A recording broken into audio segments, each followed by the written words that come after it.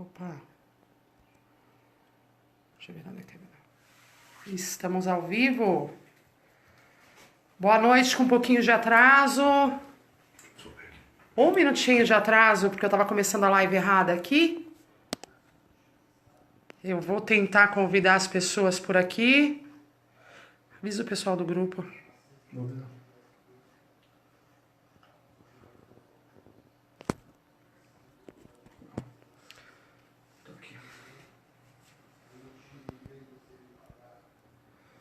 Eu não consigo compartilhar daqui.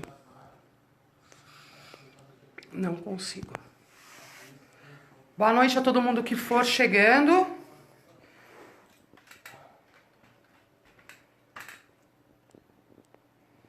Deixa eu arrumar aqui. Diogo, arruma aqui pra mim.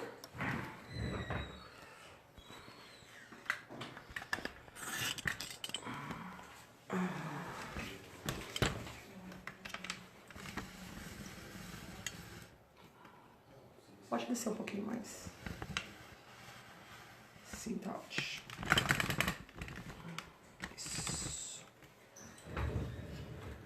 Boa noite.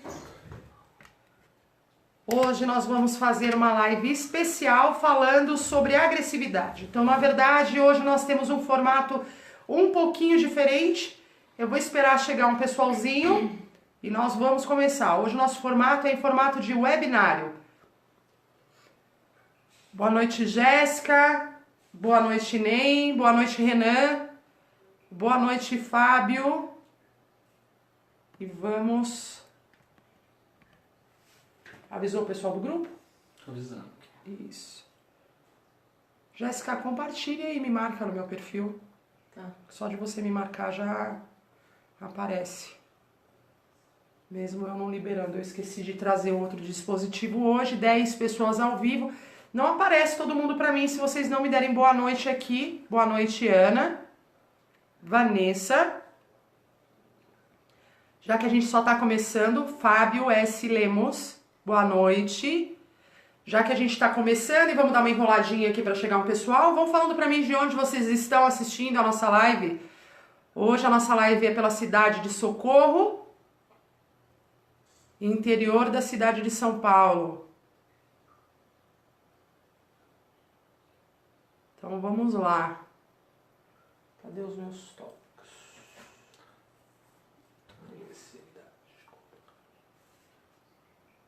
Mário Simão, boa noite, Mário.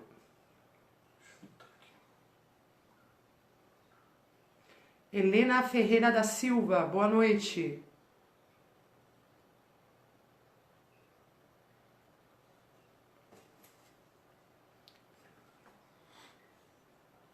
Boa noite, gente. De onde vocês estão assistindo a live? Vão contando pra mim aí, enquanto a gente espera. Santo André, Ana Ventura, falando de Santo André, São Paulo. Obrigada pela presença, Ana. Espero que vocês gostem do nosso webinário de hoje. Sara Bersani, boa noite. Iracemápolis, interior de São Paulo, a Vanessa. Capão Bonito, Fábio Oliveira. Sejam bem-vindos. Mário fala de Guarulhos.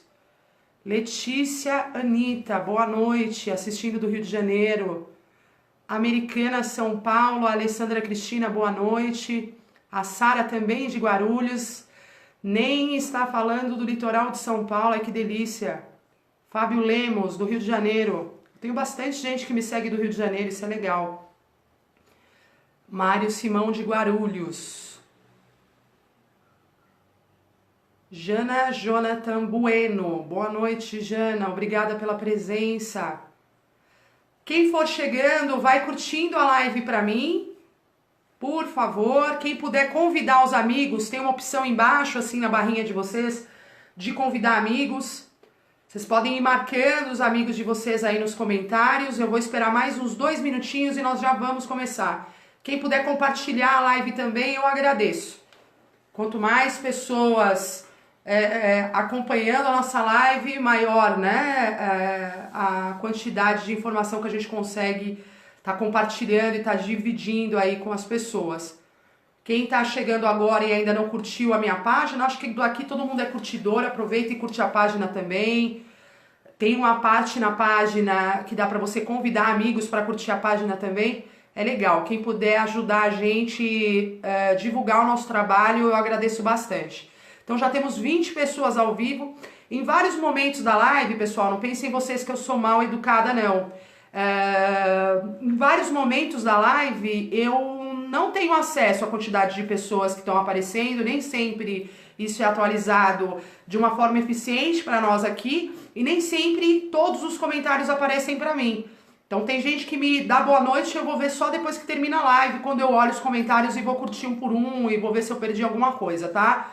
Dricolato. Boa noite, Adriana. Do Espírito Santo, a Adri tá falando. Muito linda a sua cidade, adoro o Espírito Santo. Já tive a oportunidade de ficar um tempo aí na praia de Lagoinha, do lado de Taipava. Mas isso há mais de 20 anos atrás, bastante tempo, Adri. Estela Bara. Boa noite, Estela. Então vamos começar.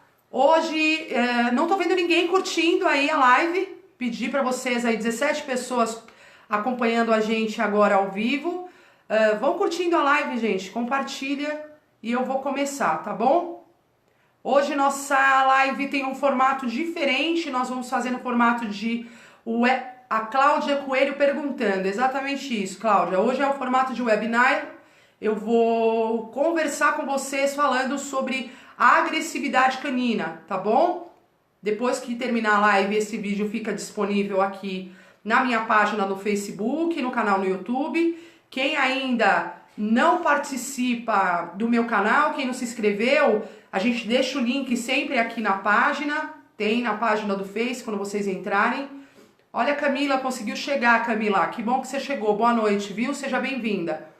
A gente sempre deixa o link do canal no YouTube disponível. Tenho certeza que dessas 24 pessoas que estão acompanhando a gente ao vivo, acho que de vocês aqui não tem nenhum inscrito no meu canal. Então aproveita depois, se inscreve lá no canal no YouTube. Tudo que vocês puderem fazer para ajudar na divulgação do nosso trabalho, a gente fica muito agradecido, tá bom?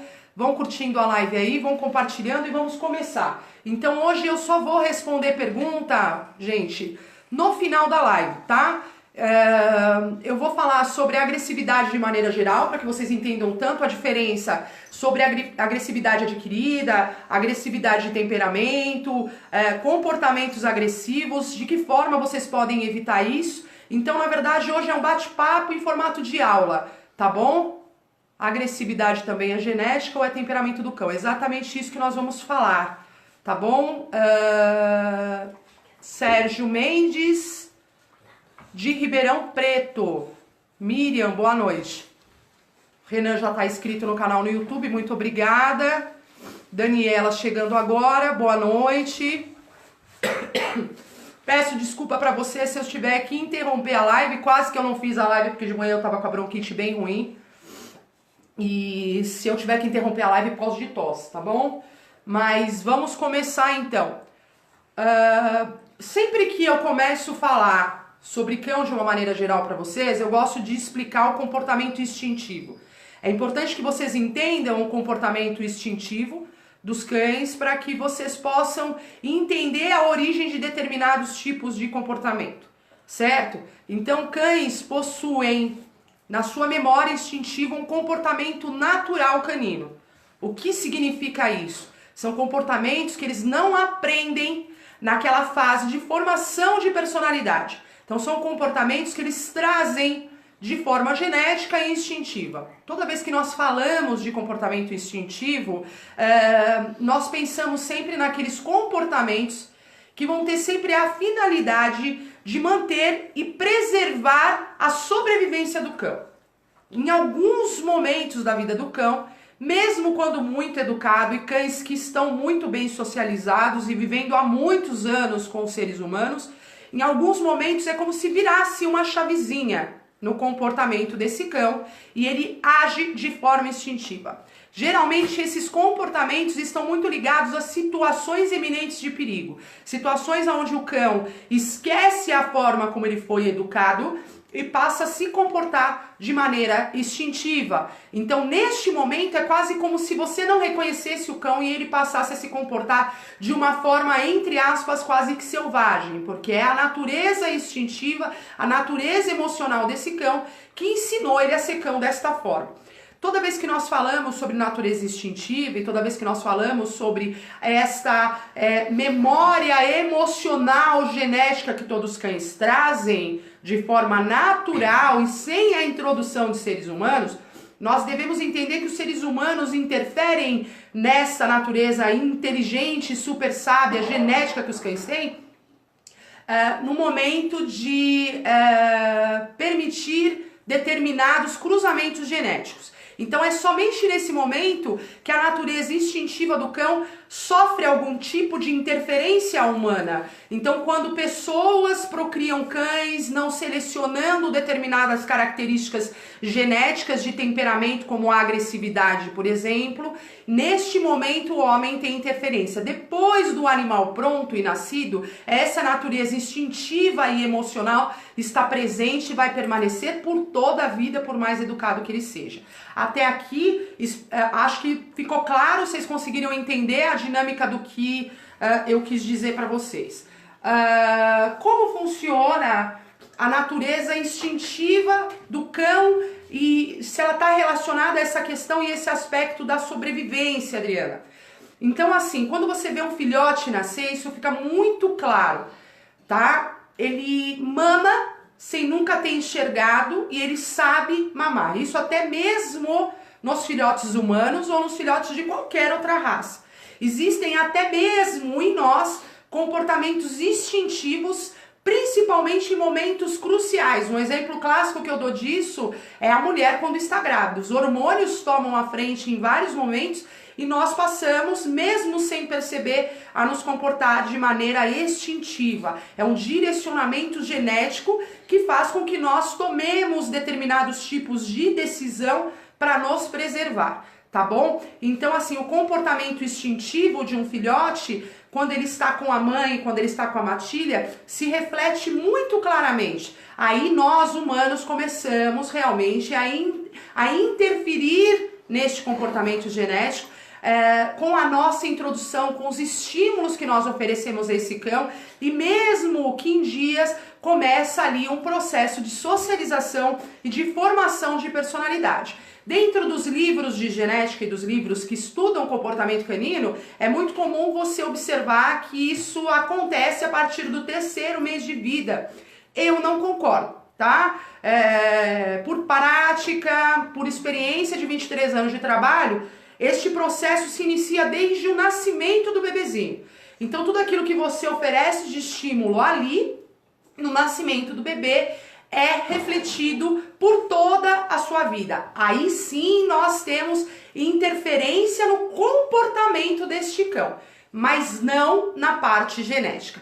Então, quando nós falamos de cão, nós temos que entender que existem 2 aspectos e um 3º aspecto que quase nunca eu relaciono ou falo assim dessa forma mais leiga para que vocês entendam. O cão é constituído do aspecto temperamento e do aspecto comportamento, né? Agora, falando-se sobre padrões, nós separamos o cão. Eu vou até arrumar mais para frente um quadro branco para poder explicar isso para vocês melhor. O cão é constituído de 2 padrões. O padrão físico e estético, que é aquele que você pode ver, né, através da pelagem, através do tamanho, através da raça que esse animal pertence, e o padrão de temperamento desse cão. O temperamento desse cão tem a ver com a parte genética, com a parte de hereditariedade da raça a qual esse animal pertence e do grau de hereditariedade com seus familiares. Então, esta parte é muito importante para a formação de personalidade do cão,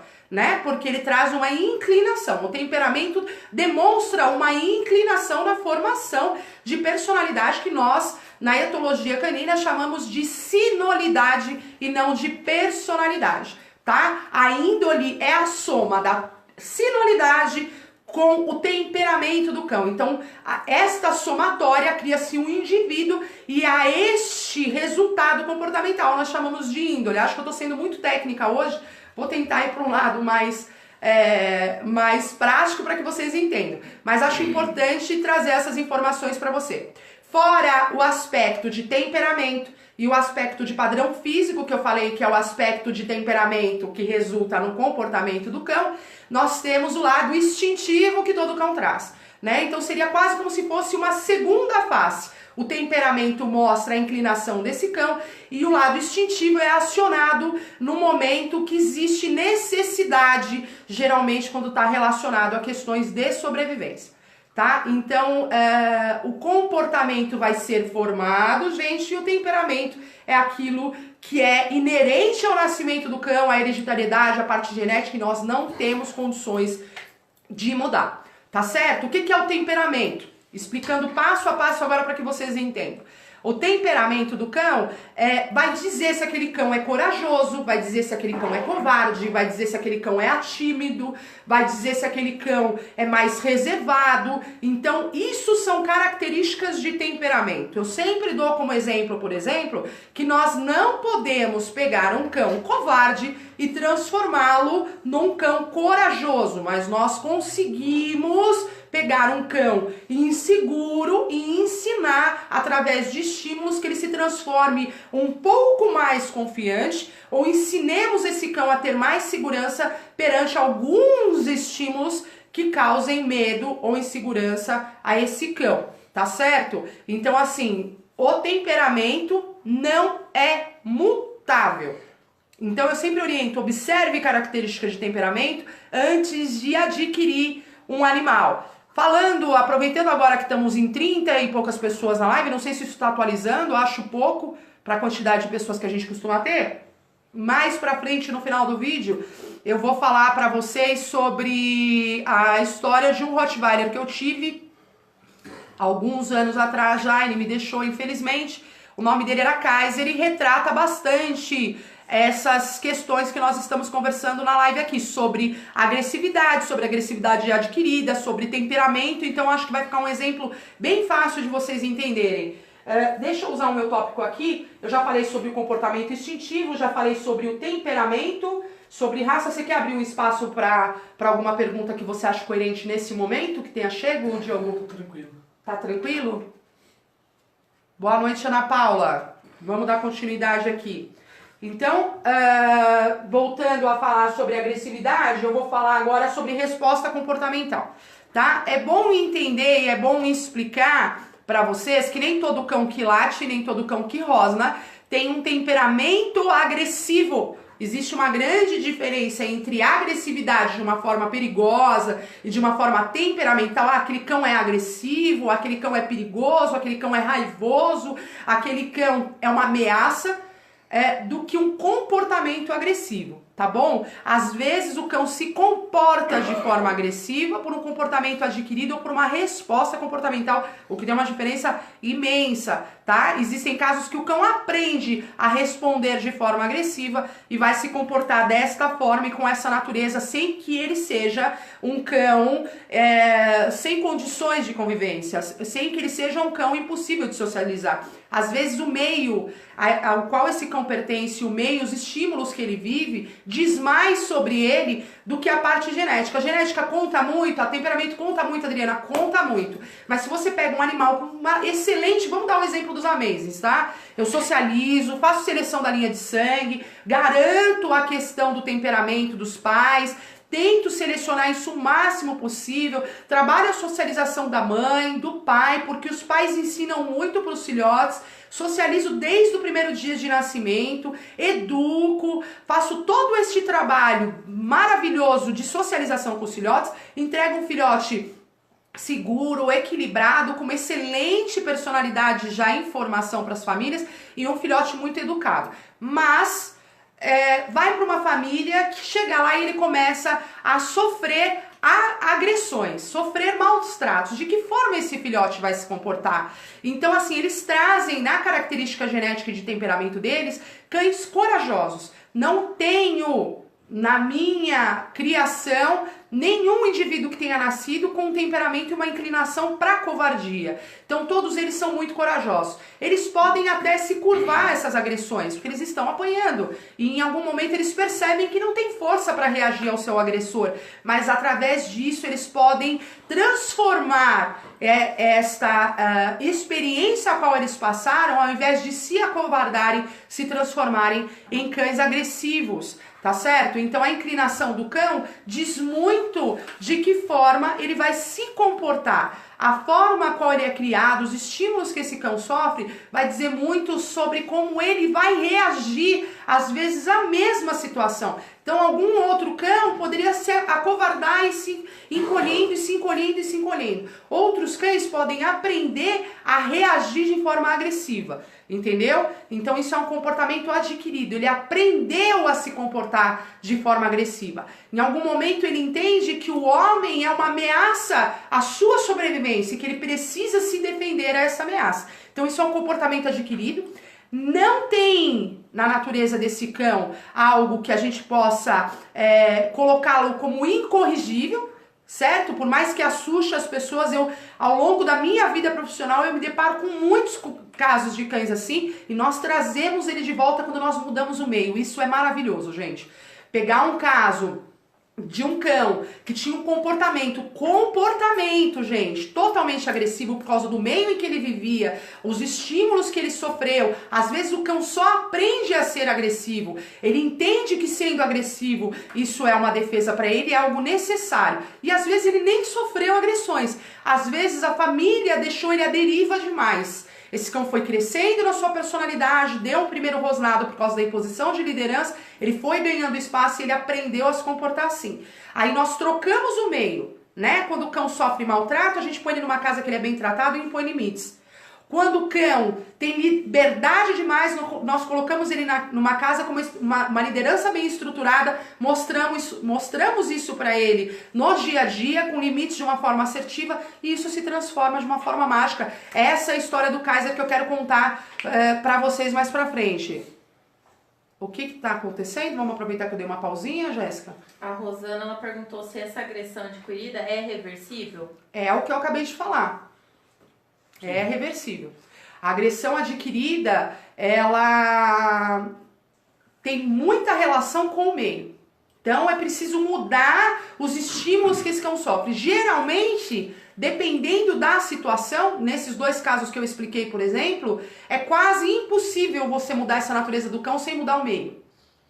Entendeu? Então, assim, quando o cão chega num grau de agressividade comportamental na agressão adquirida, é muito difícil você retornar. Eu tô falando de um grau alto de agressividade, tá, gente? Eu não tô falando de cachorro que dá mordida de contenção, sabe? Mordidinha de aviso, cachorro que rosna porque o dono foi tirar ele do sofá, cachorro que rosna porque foi proteger comida. A gente vai falar disso mais pra frente, tá certo? E vou explicar exatamente sobre essas respostas comportamentais. Então vocês esperam aí que eu já vou entrar nesse assunto. Eu não tô falando desse tipo de agressividade, eu tô falando de agressividade mordida mesmo, tá? O cachorro, quando ele impõe limites, não permite que as pessoas se aproximem dele. No território dele, ele vira um cão muito feroz, muito bravo, muito liderante, muito dominante, tá certo? Esse tipo, óbvio, um cão assim tem uma inclinação no temperamento dele para que ele responda dessa forma comportamental, para que a personalidade dele tenha este tipo de inclinação. Ele já traz isso no temperamento, gente. Se ele tivesse um temperamento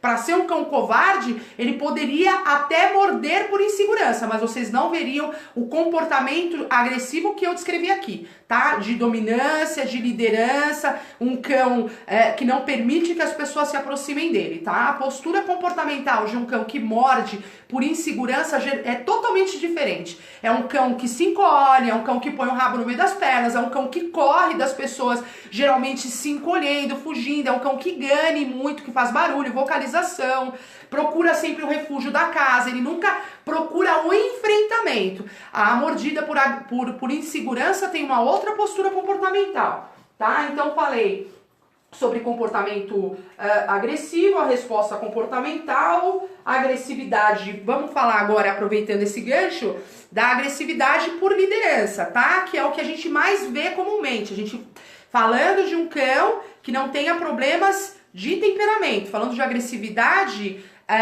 aprendida, certo? Ele tem um temperamento para ser um cão mais dominante.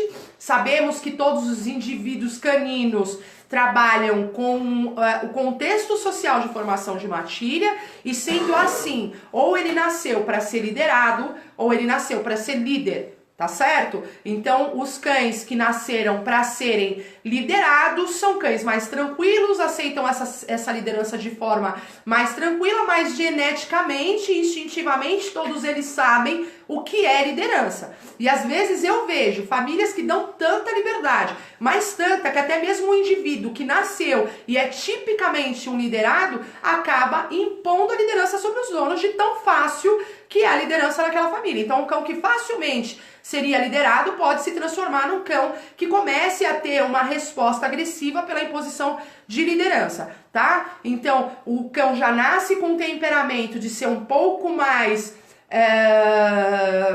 firme, de uma personalidade mais firme, e nem sempre firmeza tem a ver com agressividade, gente. Eu tô falando de firmeza no sentido de ser de ser mais teimoso, de ser mais forte, de não ser um cão covarde. Esses cães têm uma natureza sábia e eles vão procurar a liderança com muita facilidade, achando uma brechinha. Obviamente eles se impõem ali e falam: eu sou líder, tá? Isso nada tem a ver com raça, acontece em qualquer raça, Shih Tzu, York, Lulu da Pomerânia. Então não tem nada a ver com raças de padrão mais dominante, que nem Rottweiler, pastor alemão, Doberman, cães de guarda, tá? Isso acontece em todas as raças.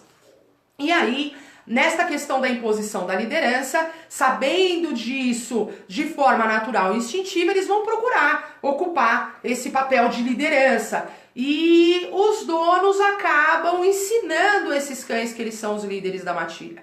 Em vários momentos você passa essa informação para o seu cão, certo? Você coloca o cão para dormir na cama, você dá o melhor lugar da casa para esse cão. E o que isso significa para o cão? Dentro da natureza de família, de vivência em matilha, o melhor lugar do território sempre está reservado ao líder. O líder anda em conjunto com outros membros da matilha que funcionam como seus guardas-costas, sua segurança VIP, porque em vários momentos ele precisa descansar, ele não pode se manter alerta 24 horas por dia. Então, quem é que vai cuidar da segurança do território e até mesmo da segurança do líder no momento que ele estiver sob descanso e no momento que ele não estiver alerta? São esses seguranças VIPs que ele permite que convivam com ele. Mas quem são esses seguranças VIP dentro da matilha, gente? São cães que o líder considera tão forte quanto ele. Óbvio, você não vai dar sua segurança, sua vida, suas costas,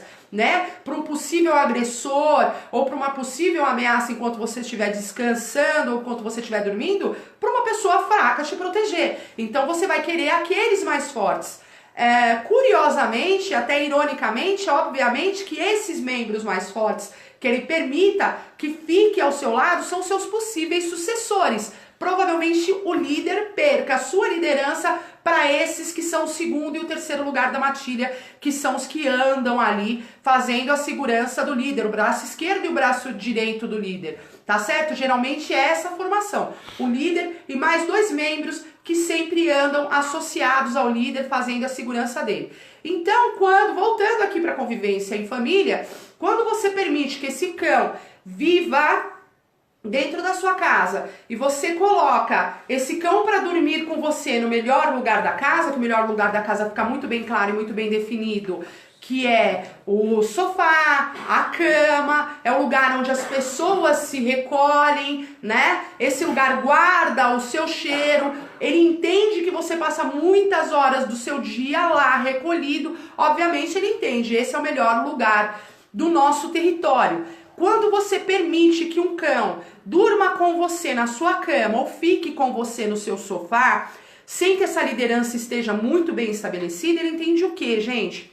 Ele entende que ele é o líder e que você, na melhor das hipóteses, são esses dois sucessores, esses dois caras que andam do lado dele para protegê-lo e para servi-lo, porque são liderados por ele. E todo mundo que é liderado dentro de uma matilha, não importa em que posição de confiança ocupe, tem que seguir o líder, tá certo? Tem que servir o líder, segui-lo e obedecê-lo. Então, às vezes, o que você entende como vínculo, como parceria, como aconchego, como carinho, como proximidade, deixar esse animal dormir com você na cama e no seu sofá, tá passando uma mensagem clara para ele de que ele é o líder e de que você é aquele responsável por cuidar da sua segurança enquanto ele dorme. Então é sua obrigação servi-lo, é sua obrigação obedecê-lo, é sua obrigação acompanhá-lo, que é geralmente o que as pessoas, quando mimam demais os seus cães, fazem, né? Põe ele para dormir na cama, põe ele para dormir no sofá, serve alimentação para ele primeiro do que para todo mundo, responde a todos os seus chamados quando ele chama, começa a latir insistentemente, as pessoas já correm para ver o que está acontecendo, servem, aprendem a se comunicar com o cão dessa maneira. Ai, agora ele quer petisco, ai, mas agora ele quer banana, mas agora ele quer cenoura, mas agora ele quer isso. E o cão vai crescendo desta maneira, sendo servido, sem que nunca ele tenha precisado fazer nada para retribuir a isso. Cães carregam o conceito de animais de matilha, mas também carregam o conceito de terem sido criados inicialmente e como origem para servir o homem como cão de trabalho. Quando eles perdem essa finalidade, se transformam em animais quase que sem finalidade e sem sentido. Tá certo? Daí a grande maioria de distúrbios de comportamento se iniciam, inclusive distúrbios de agressividade e respostas agressivas. Tá bom? Por aqui, até agora, vocês entenderam? Tá tudo bem por aqui? Alguma pergunta coerente nesse sentido até agora?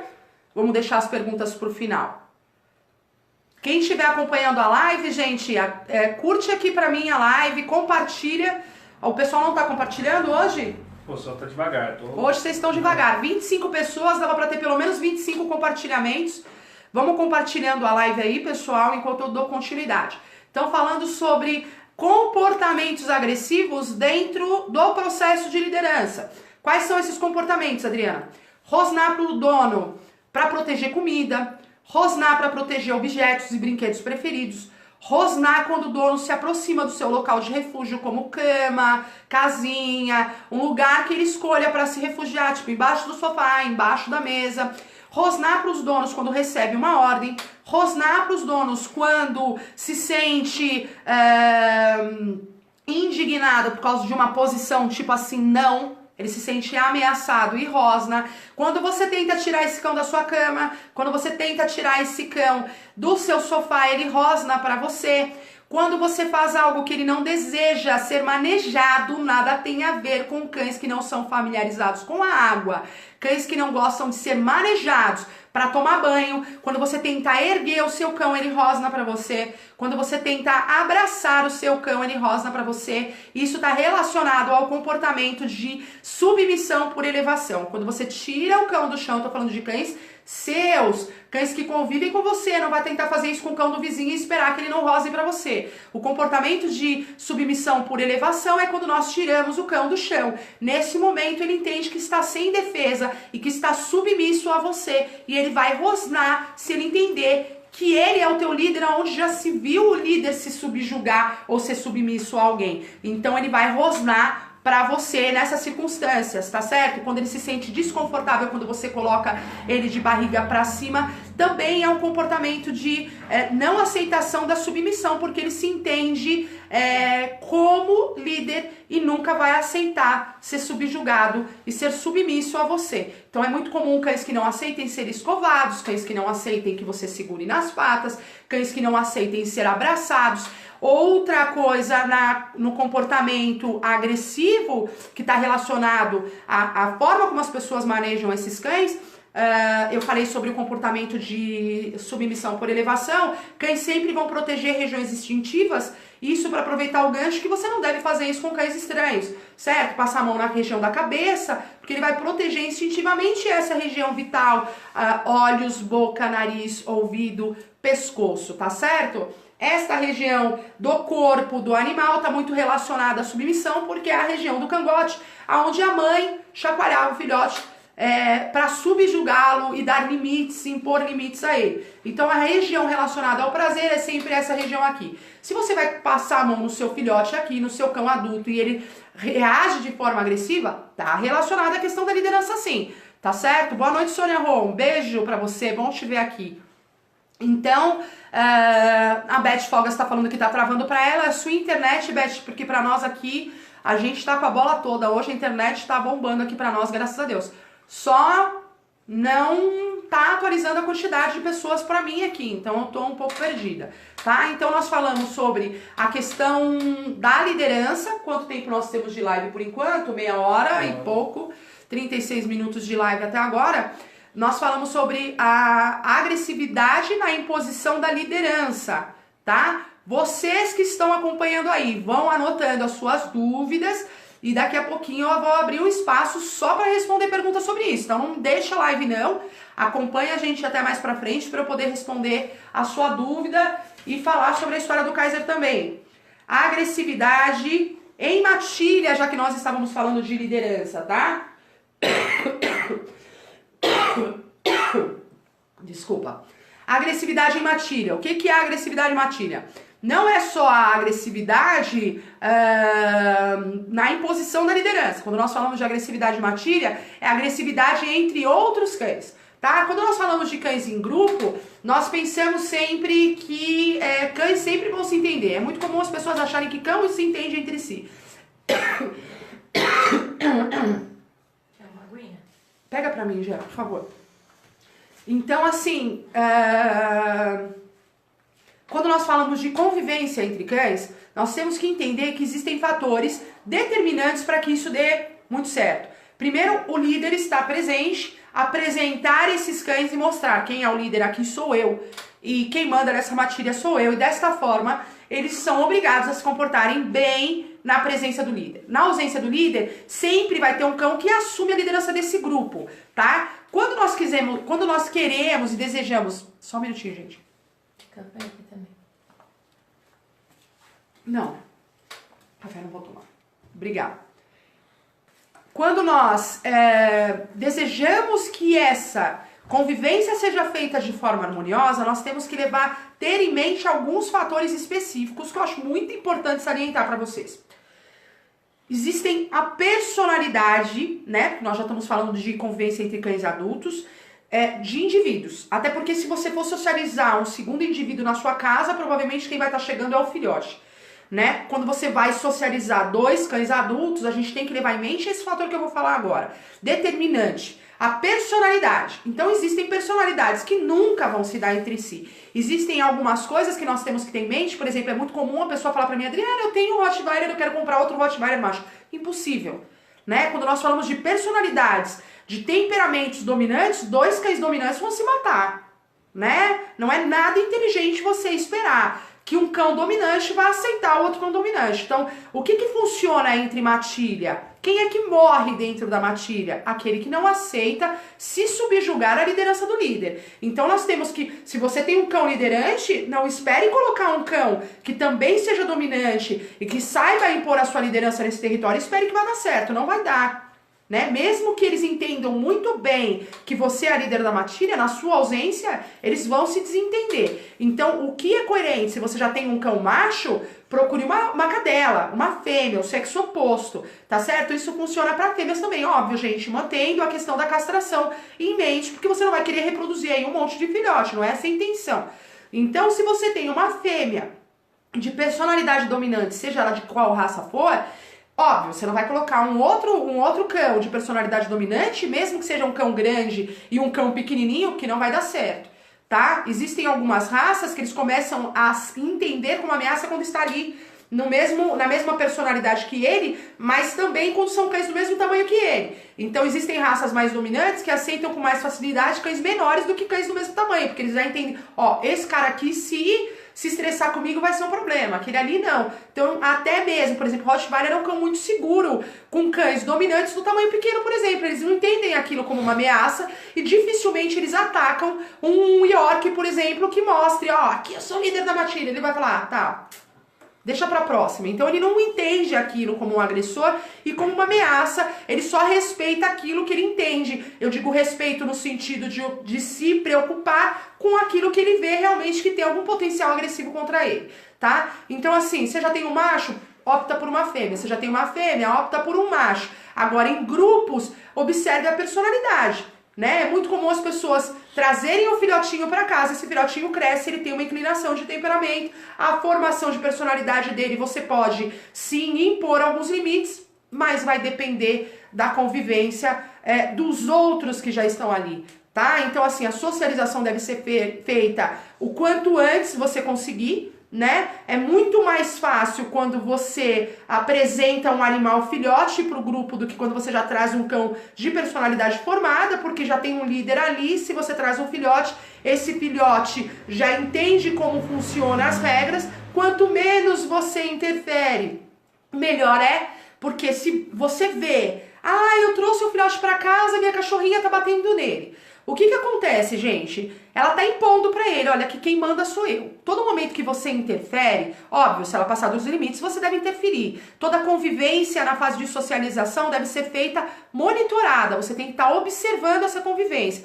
Passou dos limites? Corrige o cão que está passando dos limites. Mas o que acontece? No momento da imposição dessa liderança, ela está impondo limites. O que para você pode ser cruel, pode ser é uma questão que vai ter interferência em toda a convivência deles. Então, se esse filhotinho que está chegando agora já entende os limites desde muito cedo, a probabilidade deles brigarem no futuro é muito menor. Então, você não deve interferir, porque no momento que você interfere, ela entende que ela precisa impor a liderança dela de forma ainda mais incisiva, porque aquele cão não entendeu a resposta, tá certo? Não entendeu o comando. Então não interfira achando que você vai resolver, porque na verdade você está criando um problema muito maior. Óbvio, deixa a convivência de forma que um não interfira muito na rotina do outro, e existem algumas coisas que depois de alguns dias socializado você já pode ir fazendo.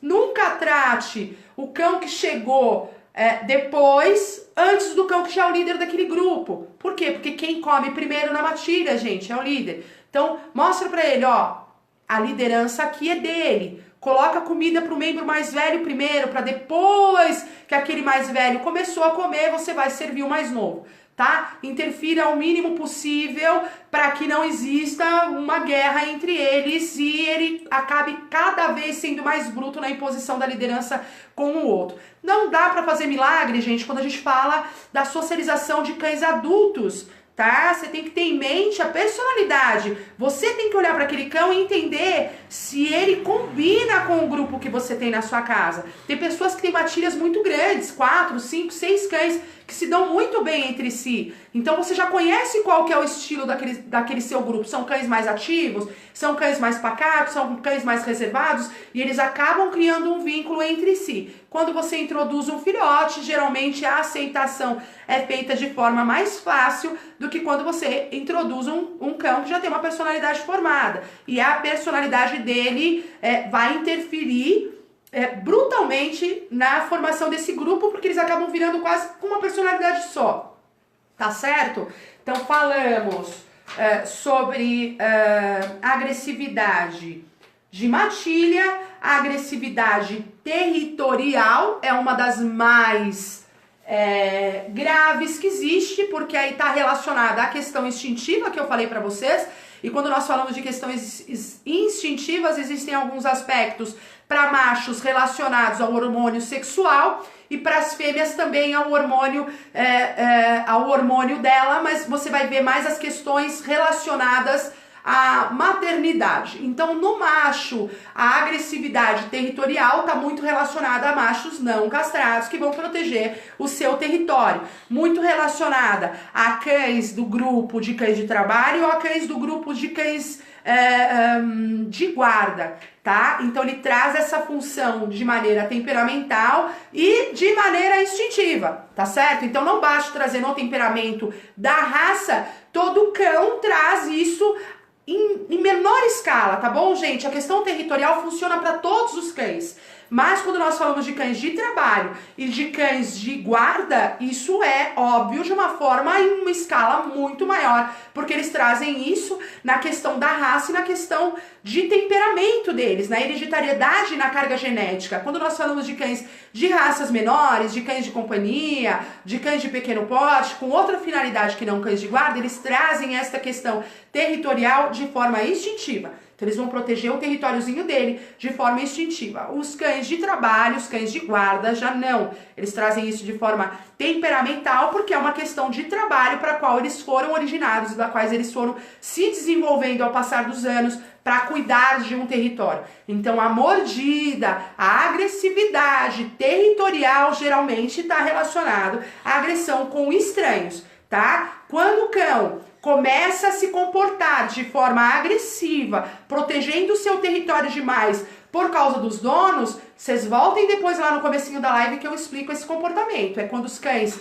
são criados de maneira à deriva, sem imposição de liderança nenhuma, eles começam realmente a impor a sua liderança de uma forma cada vez mais bruta e entendem que aquele território é deles e cada vez mais deles, e aí, com o passar do tempo, fica até difícil os donos entrarem, no próprio território dele. Mas isso geralmente é uma coisa que leva mais tempo para acontecer a ausência de limites e a ausência da relação de imposição de liderança.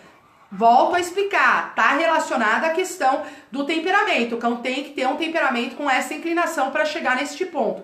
Mas a liderança, a agressividade territorial tá relacionado mais a estranhos do que aos próprios donos. O cão vai proteger de forma territorial, até com a própria vida, se preciso, quando ele vê uma possível ameaça, um invasor entrando no seu território. Tá certo? Então, a grande maioria de mortes que nós vemos relacionadas a ataques de cães tá relacionadas a machos e a mordida territorial. A fêmea tem a mordida territorial, Adriana? Tem a mordida territorial. Mas na questão da fêmea tá muito mais relacionado à parte hormonal maternal do que a parte hormonal sexual. Por quê? Porque o macho, fora a questão territorial que ele vai fazer de forma instintiva e também pela questão temperamental que ele tem, ele protege as fêmeas do território dele. A fêmea em si protege o território dela por uma questão instintiva de sobrevivência, e em algumas fêmeas nós vemos muito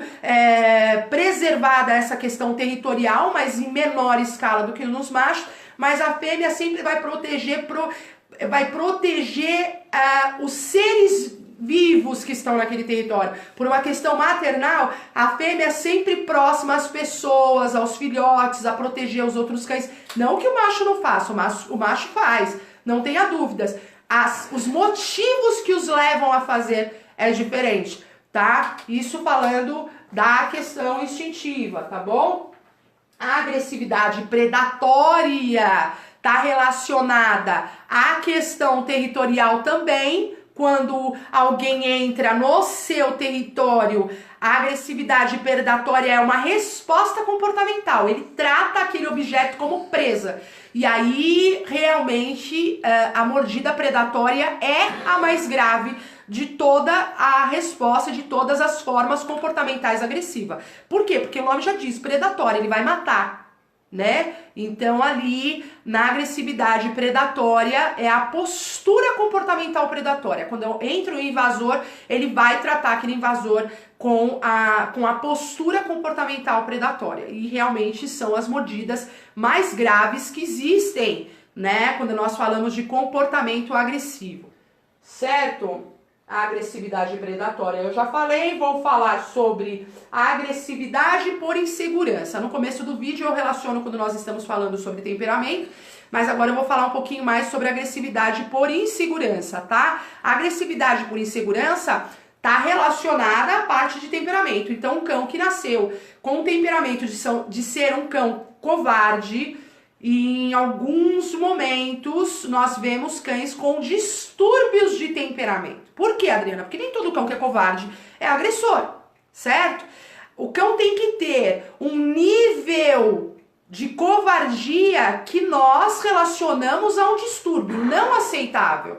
Por quê? O temperamento ele pode ter uma inclinação para ser covarde e tem cães que vão ser mais inseguros. Isso é normal. Agora, existem níveis de insegurança que realmente transformam esse cão num cão potencialmente agressivo e de forma perigosa. A isso nós damos o nome de distúrbio de temperamento. Toda vez que vocês me ouvirem falar de distúrbio de comportamento, são coisas que o cão aprendeu. Tá relacionado à inclinação do temperamento dele, óbvio, que nem eu explico no começo do vídeo, mas são coisas aprendidas, tem a ver com o meio. Quando nós falamos de distúrbios de temperamento, é aquilo que o cão traz na sua carga genética, na sua forma hereditária e aquilo que nós não temos como mudar. Então, o distúrbio de temperamento é algo não tratável. Nós não temos como tratar. Os distúrbios de temperamento, dentro das escalas de distúrbio, é tudo aquilo que é o mais indesejável dentro de um cão e tudo aquilo que nós mais tememos tratar num cão, né? Quando nós vamos estudar o comportamento de um cão, a gente fala, bom, tomara que não seja distúrbio de temperamento. Porque quando é distúrbio de temperamento, não tem como tratar, tá? Então, o distúrbio da insegurança, no meu ponto de vista, é um dos mais perigosos que tem. Porque o cão que desenvolve distúrbio, que tem o distúrbio da insegurança, o cão agressor por insegurança é um dos mais perigosos. Por quê? Porque ele é imprevisível. A insegurança nesta escala, ela funciona como uma lente de aumento. O cão pode ver ameaça em qualquer momento. Ele funciona quase que 100% e 24 horas por dia ligado no modo instintivo de sobrevivência. Tudo para ele é uma ameaça. Tudo para ele é um perigo. E neste caso, coisas simples como derrubar um objeto no chão aciona o instinto desse cão e faz com que ele ataque para se defender. Eu não tô falando que todo cão inseguro é perigoso, gente. Eu tô falando de agressividade por insegurança. Então, são cães que, diante da insegurança, ao invés de fugirem e se esconderem, procuram a agressão para se defender. Só que tudo acaba virando uma ameaça. E depois que eles aprendem que mordendo eles encontram uma válvula de escape para esse estresse, e depois que eles aprendem que quando eles mordem eles se sentem melhores e mais confiantes porque eles afastam as pessoas e eles veem as pessoas se afugentarem, aí vira um problema quase que impossível de você resolver, tá certo? Existe a agressividade, a agressividade por insegurança adquirida, existe por esse fator que eu acabei de falar. Então o cão é inseguro, num primeiro momento ele morde, aí ele está aprendendo este comportamento. Ele morde e percebe que quando ele morde, ele achou um escape para o seu estresse. Ele percebeu que funcionou, ele mordeu e conseguiu afugentar aquele que era o objeto do foco de estresse dele. Você entendeu? E no momento que ele aprende isso, realmente é muito difícil de você retornar a esse comportamento, que nós estamos falando de insegurança. E a insegurança está muito relacionada à questão de preservação da própria sobrevivência. Está ligado ao modo instintivo do cão. É quase como se ele estivesse naquele momento, quando ele está ligado neste modo, é quase como se ele não te ouvisse. É quase como se você não existisse. Esquece tudo que você tentou ensinar para o cão até aí. Porque naquele momento ele está agindo de forma instintiva. Então a insegurança está muito relacionada à questão da sobrevivência. A agressividade por insegurança está muito relacionada a aspectos da sobrevivência. Aí falou de aspecto da sobrevivência, nós linkamos diretamente com a questão instintiva. Por isso que, no meu ponto de vista, é o que tem de pior em relação à agressividade, tá? Eu prefiro um cão mordedor no sentido de comportamento, de ser bravo, de ser corajoso, de aprender o que aqui eu sou o rei da cocada preta, eu mando nesse território, eu mordo todo mundo, do que tratar um cão agressivo por insegurança. É muito mais difícil e quase em alguns casos impossível do que a gente tratar cães agressivos de modo geral, cães com resposta comportamental. Nem todo cão que morde, gente, é um cão intratável, é um cão agressivo. Resposta comportamental agressiva é uma coisa, postura comportamental agressiva é uma coisa, agressividade a nível de distúrbio é outra bem diferente. O que a gente não pode esquecer também é que a gente está falando de bicho nós estamos falando de cães e nós humanos usamos as mãos para nos comunicar, usamos a entonação vocal para nos comunicar. Da sua maneira, os cães também usam as suas ferramentas comportamentais, as suas ferramentas corporais para se comunicar, a vocalização do latido, a postura comportamental quando o cão cresce mais, o cão estufa o peito, tudo isso são sinais que ele te dá. Faltando argumentos do latido e da postura comportamental, né? Quando o cão late, dá aqueles pulos na sua direção, eles usam a mordida. A mordida é usada de várias formas, em várias fases do cão. Ele usa a mordida para brincar, ele usa a mordida para se comunicar, ele usa a mordida para se entreter e ele usa a mordida para dar avisos também. Quando você está passando dos limites, a mordida de contenção, por exemplo, é muito usada nessa questão da liderança, quando o cão está tentando impor a liderança dele. Ele vai dando sinais através da mordida de contenção. Então, a mordida, ela está muito relacionada à questão comportamental em vários fatores e nós não podemos esquecer que eles são cães, né? É muito comum você ver agressão entre pessoas, as pessoas dão tapa, dão soco, o cachorro vai usar a boca, infelizmente, tá certo? Deixa eu ver... Identificando sinais de perigo. Hoje tá tudo bem linkadinho, né? Nós acabamos de falar aqui sobre a questão da mordida de contenção. Nós falamos, para quem perdeu e tá chegando agora, um pouco mais no começo do vídeo, sobre a questão da agressividade na liderança. Então acho bom você voltar ao vídeo que vai ficar aqui disponível na página depois para vocês, tá? Sinais de perigo. Começando dos mais tranquilos, né? Eu já falei os sinais lá no começo, as respostas comportamentais agressivas. Você vai tirar o seu cão do sofá, ele rosna pra você. Você vai mexer no cão no momento que ele tá no descanso dele ou no refúgio, ele morde ou rosna pra você. Você vai mexer na ração do cão e ele protege essa ração de você. Protege objetos, protege brinquedos, se protege, não permite que você levante ele do chão, não permite que você abrace, não permita que você dê banho, não aceita imposição, não aceita se sentir ameaçado. Tudo isso são sinais da imposição da liderança desse cão com você. Se você se enquadra neste aspecto, vou te dar um conselho. Entra no meu canal no YouTube, nós vamos deixar o link aqui na página depois. Acho que o Diogo tá postando em vários momentos aí nos comentários também. Temos aulas lá falando sobre liderança. Temos vários vídeos falando sobre cada um desses aspectos de agressividade que eu citei aqui. Cada resposta comportamental de agressividade que eu citei aqui. O rosnar para proteger comida, o rosnar para ser tirado da cama, o rosnar para proteger os objetos, tudo isso está relacionado, separadinho em vídeos bem facinhos de você entender e bem curtinhos, tá? Então te oriento a procurar esses vídeos e dar uma olhada se você se encaixa nesse aspecto da liderança.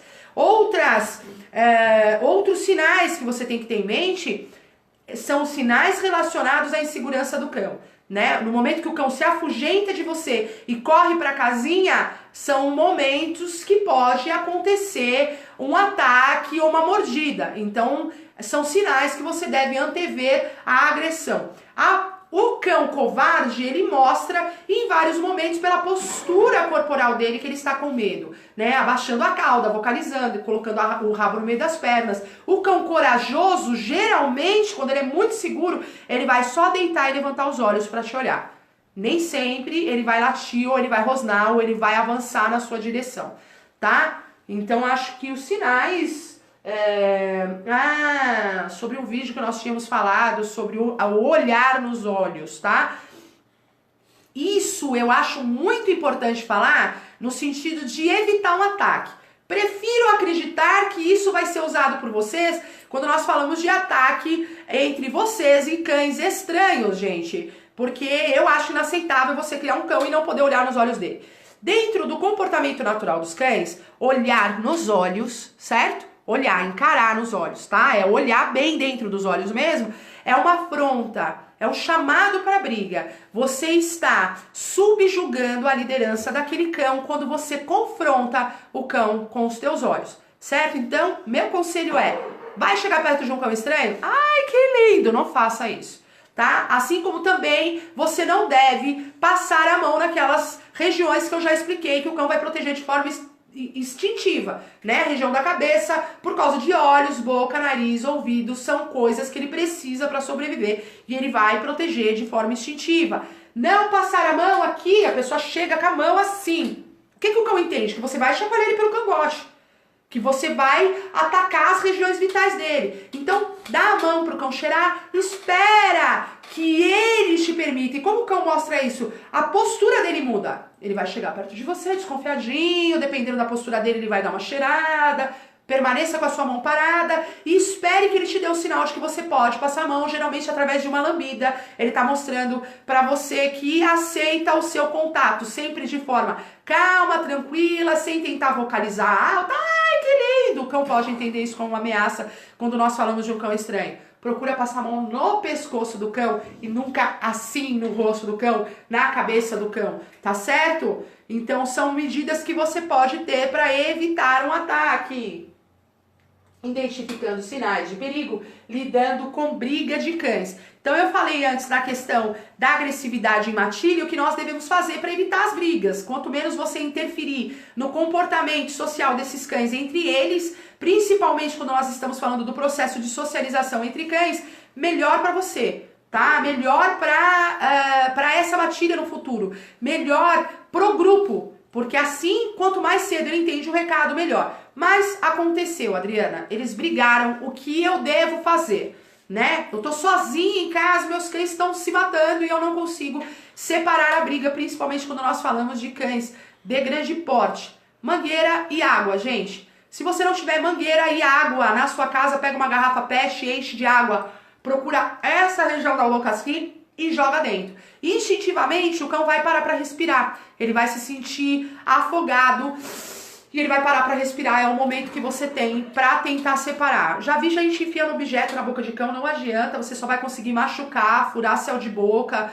Não resolve, tá? Quase todo mundo tem água por perto. Ai, aconteceu no parque, não tem água, não tem uma garrafa de água, não tem nada que você possa fazer. Quanto mais você bater e quanto mais você puxar, pior fica. Então é preferível que você deixe o cão ali e procure acesso à água ou algum objeto que no momento que ele abrir a boca você possa usar como uma alavanca do que enfiar a sua mão ali e puxar um outro. Não adianta, vocês podem perceber que tentar separar a briga assim não adianta. Por quê? Porque desencadeou o instinto do cão e a mordida predatória. Naquele momento ele está num ataque e a mordida dele, o comportamento dele é de agressividade predatória. E no momento que o cão reage de forma predatória, é quase impossível você soltar com a sua mão, sem que levar uma mordida, né? Quando a gente fala de raças pequenas, isso é muito fácil. Um comportamento muito típico, postural do cão em agressividade predatória, que os filhotes fazem muito e todo mundo acha bonitinho, é o chacoalhar a cabeça quando tá brincando com o brinquedinho. Ele pega um brinquedo na boca e chacoalha. Aquilo é para dilacerar e quebrar a coluna vertebral, tá? Então esse comportamento que vocês acham fofos, quando vocês veem os filhotes brincando em cabo de guerra e eles pegam e chacoalham, na verdade é um comportamento instintivo e quando eles estão brincando, eles se remetem ao lado instintivo e isso é para quebrar a coluna vertebral da presa e dilacerar a presa na mordida. Existem diferenças também nas mordidas dos cães, muito relacionada às raças. Existe a mordida dilacerante, a mordida perfurante, e todo cão faz isso com as ferramentas que tem para poder dilacerar a carne, para poder comer de forma mais fácil e quebrar a coluna vertebral, primeiro para poder matar a presa, tá bom? Quebra o pescoço, eles seguram aqui e chacoalham com muita força para que a mordida, perfurando a região de medula, quebre o pescoço da presa. Então é fofo sim quando a gente vê, mas essa é a verdade, a real intenção quando você vê o seu cão brincando assim, né? Espero que vocês não tenham ficado chocados. Mata-leão? Que isso, Adri? Não, é uma pessoa que... A Cláudia Coelho falou que separou uma briga de Rottweiler uma vez com um mata-leão. É esse golpe aqui, o Diogo pode exemplificar isso melhor que eu, porque o Diogo luta jiu-jitsu, eu não luto, mas é um golpe de alavanca, Diogo? É, de tipo uma alavanca de estrangulamento. É uma boa técnica para quem consegue aplicar. Eu concordo com a Cláudia na ausência de água, eu também usaria isso, mas nem todo mundo tem coragem e nem todo mundo tem força física para isso. Porque no momento que você estrangula, no lugar certo, óbvio, vai faltar o ar, alguém tem que ceder. Enforcador, da forma como as pessoas usam, é quase impossível de você fazer um cão soltar através de um estrangulamento com enforcador, tá? Porque quando vocês verem, aproveitando o gancho da Cláudia, falando em mata-leão, quando vocês veem a região de pescoço de um cão, vocês têm que entender, principalmente falando de pitbull, de rottweiler e raças de grande porte, que essa região do pescoço aqui tá relacionada à musculatura peitoral, de tórax, né? Então, esta região do pescoço tem a região de tórax, muscular do tórax, que protege a região do pescoço e faz uma massa muscular muito forte nessa região. E eles protegem, existem raças até com disponibilidades físicas para proteger essa região. Quando você vê um cão muito pelancudo nessa região, mastim napolitano, cães que eram usados para rinha, você pode ver que eles têm mais pelanca do que o normal, porque é para proteger essa região vital. Então eles vão ter uma musculatura mais desenvolvida na região do pescoço e é quase impossível você estrangulá-lo desta forma. Então o local certo, aproveitando o gancho da Cláudia de estrangulamento para soltar uma briga, é aqui, gente. Ó. Também quando vocês saem com o cão na rua, aproveitando o gancho, o enforcador não deve ser colocado desta forma. Ele deve estar com a parte da corrente aqui embaixo e o nó, onde se encontram os elos, aqui no meio da nuca, entre as orelhas, certo? Então você posiciona bem assim para cima, ajeita aqui, essa é a região correta para enforcamento. É próxima questão a região de maxila, bem embaixo aqui da mandíbula. Ó, apertem vocês essa região que vocês vão ver que o cão tem essa mesma questão física de estar com essa região da traqueia exposta aqui, ó. Certo? Então enforcar aqui não adianta nada, porque o pescoço deles foi feito para isso, tem uma força muscular muito grande.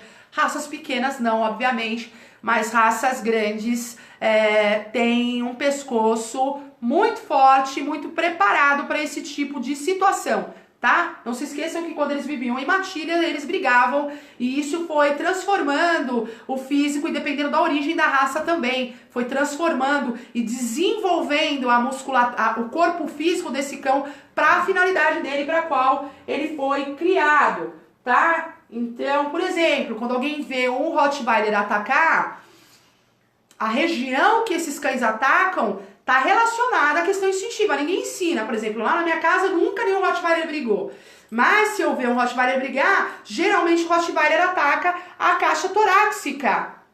Tem cães que já atacam a questão do pescoço, como o Pitbull, ele vai procurar região de pescoço e região de cabeça, porque ele foi desenvolvido para rinha e essas são as regiões vitais. Por que o Rottweiler ataca a caixa torácica, então? Porque quando ele foi desenvolvido para acompanhar a mula, o cavalo que transportava carga de carne, ele lidava com animais maiores que ele, tipo felinos de montanha que eram maiores que ele. Então, numa posição de desvantagem pela altura, ele descobria que se ele tentasse atacar o pescoço, além de ser mais longe, mais distante, esse animal conseguiria proteger se distanciando, mas a caixa torácica, aonde fica o coração, não. Então, eles conseguem farejar aonde passa a rede sanguínea com maior fluxo, eles sentem essa pulsação e vão atacar a região do coração, mesmo, obviamente, sem saber, como nós, que o coração está do lado esquerdo, eles sabem que estão lá. Então é muito comum Rottweiler atacar a região de costela, região torácica, ao invés de atacar pescoço e cabeça, tá? A mordida de pescoço é muito relacionada com a questão predatória.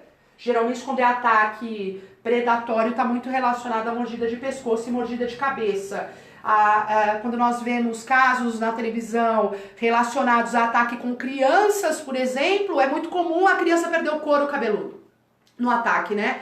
E ataque de pitbull. Gente, por que cachorro ataca tanto criança? Cães que não foram socializados com criança não entendem crianças como crianças, eles entendem crianças como presas. Então, existem algumas raças que são mais instintivas, existem raças que possuem um drive de caça mais aguçado, são cães com esta finalidade na sua origem, cães que aprenderam isso no seu desenvolvimento. trazem isso de forma mais instintiva, e a criança, geralmente por ser menor que nós e menor que as pessoas com que ele está acostumado a conviver e com que ele está acostumado e com que ele foi socializado, ele entende aquilo como uma presa, não entende como uma criança e obviamente ele vai atacar na região de cabeça e na região de pescoço por causa da mordida instintiva e predatória. Vou dar uma pausa agora. Dou uma pausa para as perguntas? Pode dar, né? Boa noite para quem estiver chegando. Boa noite, Malu. Altieres Rocha, boa noite. 25 pessoas ao vivo só? Não tá atualizando para você estar assim também? Não, Pouca gente. Achei que o pessoal ia gostar do formato de webinário. E olha, muita gente que sugeriu nós fazermos a live por tema não tá aqui, né? Mas a live vai ficar disponível depois. 24 pessoas, não tô vendo Fábio Lemos, obrigada pelos coraçõezinhos. Não estou vendo o pessoal curtindo a live. Como é que tá os compartilhamentos? Queria perguntar agora a opinião de vocês. Vou parar para beber uma água. O que vocês estão achando da live? Gostaram? Gostaria da opinião de vocês. Boa noite para quem tá chegando agora.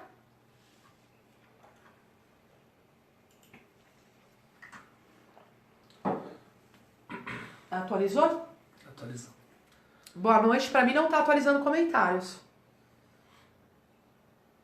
Compartilhamentos a gente tá com 31 compartilhamentos. Nossa, muito pouco, né? 228 comentários. Nós costumamos ter uma média de 140 e poucos compartilhamentos de live. Laodiceia, estou gostando muito, pena que cheguei atrasada, mantém pergunta. Renan já sugeriu a live especial de Rottweiler, vamos ver, Renan, essa possibilidade. Filhote mordendo as mãos é normal, é sinal de agressividade. Filhote é brincadeira, tá, Thieres? É normal. É aquilo que eu falei. Depois você olha o vídeo, se você não viu inteiro, as questões instintivas, né? E as qualidades e as questões de como o cão se comunica. Você se comunica com as mãos, o cão se comunica com a boca.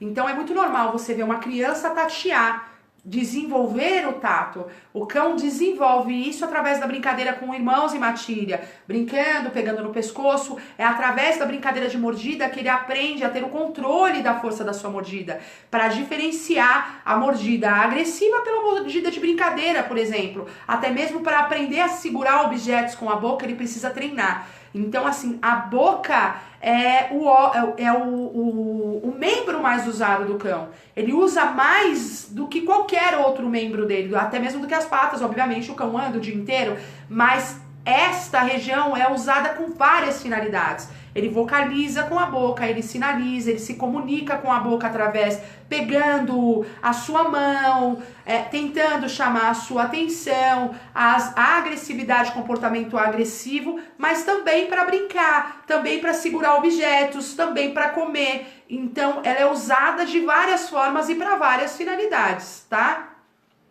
Vanessa Us, gostando muito. Lana... Não consegui ler a pergunta porque pulou. Tem uma pergunta. Elaine, sempre perfeita, maravilhosa. Obrigada, Elaine. Fábio Lemos, tá ótima, tudo bem explicado, os tópicos linkados, tá muito bom. Obrigada, Fábio. Cristiane Lopes, minha amiga. Oi, linda, boa noite. Você é maravilhosa, sou nada, você que é lindona, obrigada. Cláudia Coelho, gostei muito. Não terminamos ainda, Cláudia. Ainda vamos contar a história do Kaiser e vou responder as perguntas de vocês, tá? Estou adorando a live, tirando muitas dúvidas. Obrigada. Essa foi a Letícia Anitta. Dricolato, gostando muito. O que a Cláudia Coelho tá falando é verdade. Eu vou deixar esse momento para responder mais pro final da live, quando eu for responder perguntas, Cláudia. Mas a observação da Cláudia é muito importante. O filhote tá brincando com a sua mão, você deve mostrar para ele que você não é um brinquedo. Então, nesse momento, você usa o estímulo positivo e oferece para ele o brinquedo. Sempre aproveitando o erro para conseguir o acerto. Neste momento é o momento que você mostra o que ele pode morder, né? Tem vídeos que eu falo sobre a questão da imposição do não e do condicionamento do não. O cão não entende o conceito de não. Você precisa mostrar o que você espera dele. Então, não basta você corrigir porque ele está mordendo a sua mão. Você deve mostrar o que você espera dele e desta maneira e nesse contexto ofereça um brinquedo e não a sua mão. Muito bem colocado, Cláudia. Vamos continuar a história então. Eu vou para a história do Kaiser. Tô achando, pessoal, Kaiser merece um livro. Verdade, Malu, eu tenho um livro escrito pelo Kaiser, só basta eu criar vergonha, terminar e editar, que eu acho que eu já devo estar aí uns 5 anos para fazer isso. E vou transformar em livro sim, vou terminar isso agora que eu tô mais tranquila, eu vou terminar isso sim, tá? Kaiser foi... ó o Diogo comentando aí, cadê os corações? Eu não tô vendo ninguém curtindo a live, até as curtidas na live hoje tá devagar. Ah, o pessoal deve estar com preguiça. Poxa, que pena. Mas vamos lá, vamos deixar a live disponível para vocês depois. Diogo pedindo para vocês compartilharem a live e curtirem a live. Não se esqueçam de marcar os amigos de vocês, né? Quando vocês estiverem compartilhando ou aqui mesmo nos comentários, tá bom? Pra mim não aparece nem quem tá mandando coraçãozinho mais. O Facebook tá tudo bugado. Geralmente mostra. Tá? Então assim, o Kaiser foi um Rottweiler que eu resgatei com 4 anos de idade, que tinha uma personalidade muito forte, então, obviamente, a inclinação de um temperamento muito forte resultou numa personalidade também muito forte, certo? Eu sei que a Malu seria a primeira a comprar. Então, assim, isso resultou num comportamento também de um cão que exigia mais limites. Um cão que exigia um pouco mais de firmeza e mais experiência dos seus donos. Ele começou a desenvolver comportamentos agressivos por causa da liderança e foi abandonado. A família não deu conta dele e colocou esse cão isolado numa região de sítio, num galpão com baias. Por quê? Porque ele se comportava de forma agressiva com pessoas. Ele era muito dominante e muito liderante, então ele não aceitava nenhum tipo de contato, né? Por exemplo, se ele fosse mexer na comida dele, ele mordia, se fosse dar banho nele, ele mordia, se aproximasse muito do território dele, ele mordia. Ai de você se você olhasse nos olhos dele, ai de você se você olhasse muito pra cara dele, ai de você se você tocasse nele de uma maneira que ele achasse incoerente, ele iria te morder. Então ele tinha uma resposta comportamental muito agressiva. Desculpa. Peraí. Ainda tem um pouquinho aqui. Ele tinha uma resposta comportamental muito agressiva, né? E isso foi fazendo com que as pessoas acabassem pegando cada vez mais medo dele até que ele se transformasse num animal intratável. Indo pro sítio não contente, ele matava pato, ele matava galinha, ele matava cachorro, ele tinha realmente um grau de agressividade com outros animais muito grande. E muito grande mesmo. Né? Mordida predatória, matava até cavalo. Espera só um pouquinho.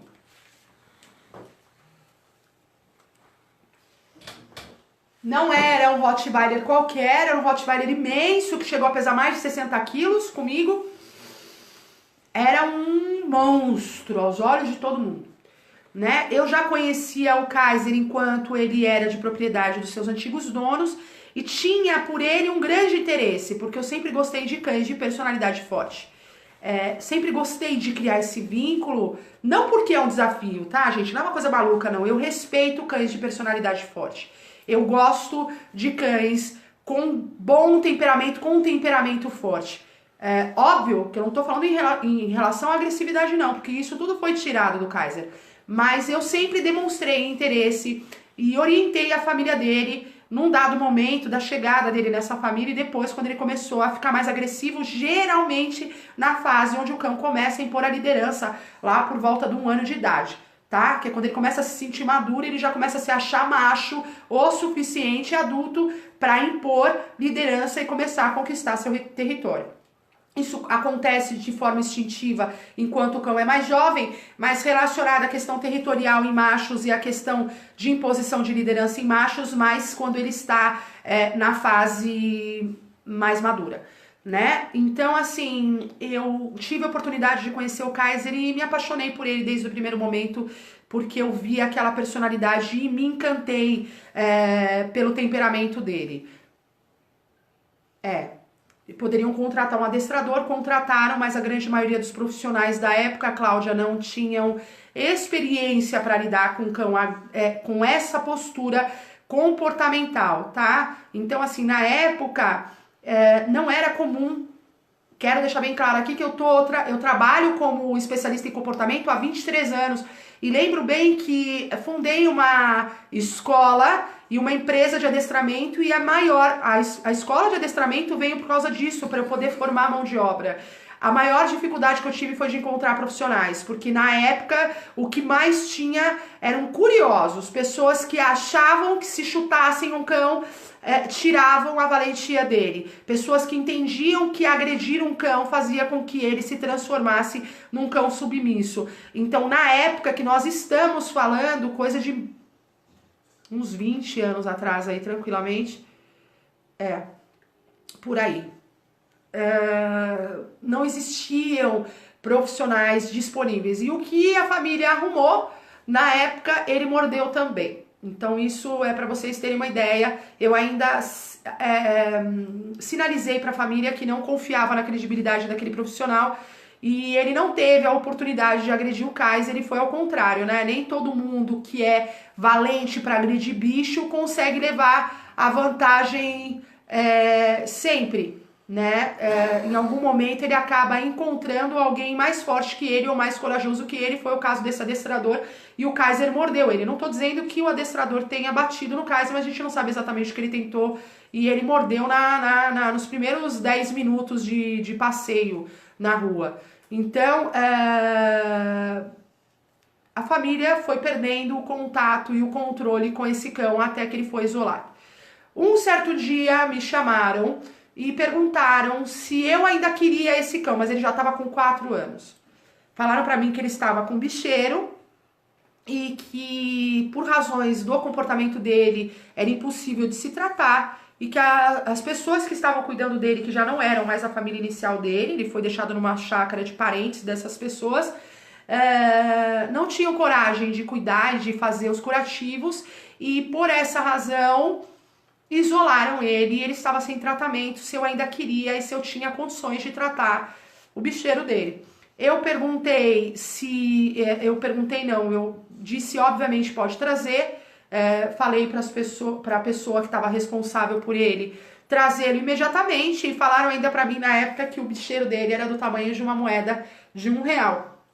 Quando ele chegou até mim, é quase impossível acreditar, porque o peso dele era menor do que um filhote meu hoje de 90 dias. Então, assim, a gente só pesava os ossos do Kaiser, né? Ele tinha na região, vocês pensem que aqui atrás, na região de cauda, né? Onde tá a cauda dele aqui, o rabinho, bem ao lado do ânus dele, bem ao lado mesmo, cauda aqui e ânus aqui. Nessa região lateral, ele tinha um furo um pouquinho maior que isso, assim, mais ou menos, mais 4 ao redor, pegando toda a musculatura de perna dele. Então ele já tinha perdido toda essa parte de perna.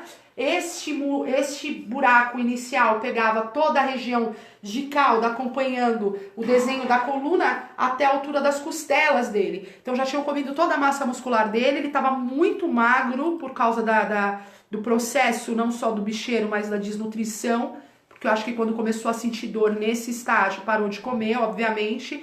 Ele sangrava tanto que trouxeram ele numa caçamba de um carro da marca Saveiro pra mim, e a minha casa na época era uma descidinha assim, e o sangue dele chegou até a rua de baixo, pra vocês terem uma noção, porque já tinha rompido o vaso, ele já estava com um nível de infecção basicamente generalizada.